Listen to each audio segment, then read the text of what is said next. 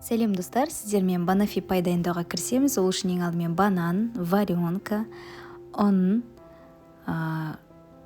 жұмыртқаның сарысы, қант ұнтағы, қопсытқыш, тұз және еріп тұрған сары май, келесі сливке қажет болады.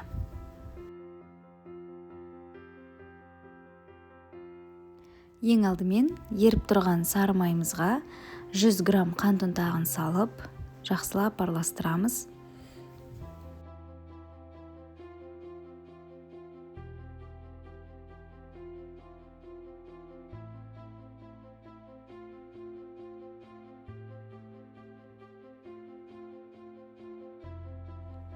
Кейін 2 жұмыртқаның сарысын салып, тұзды салып, жақсылап араластырамыз.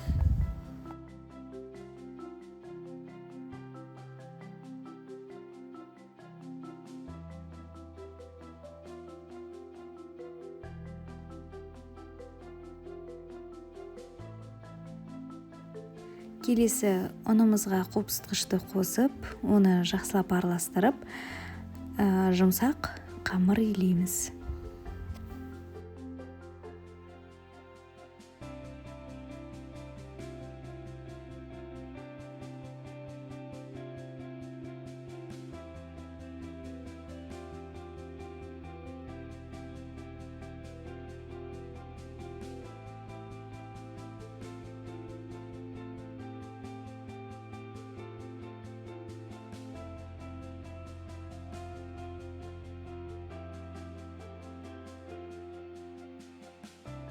Дайын болған қамырды осылай салфанға салып, тоңазытқышқа 15-20 минутқа алып қоямыз. Келесі қамырымызды формаға салып, қырларын көтеріп, дайындап аламыз.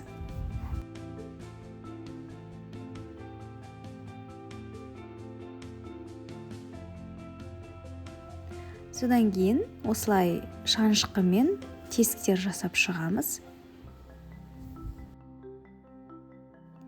Содан кейін духовкаға 180 градусқа 15-20 минутқа пісіріп аламыз. Келесі кремімізді дайындауға кірісеміз. Ол үшін сливкеге қант ұнтағын осылай ақырын қоса отырып миксерлейміз. Миксердің жылдамдығын өзгертпей бір қалыпты миксерлейміз.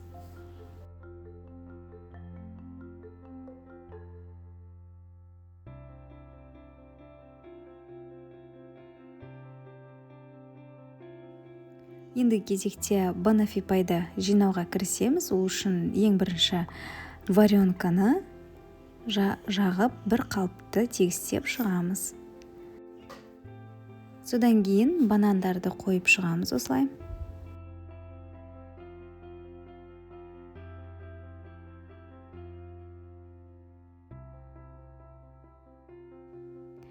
Келесі сливкиді өзіңіздің қалауыңызша осылай әсемдеп құйып шықсаңыз болады.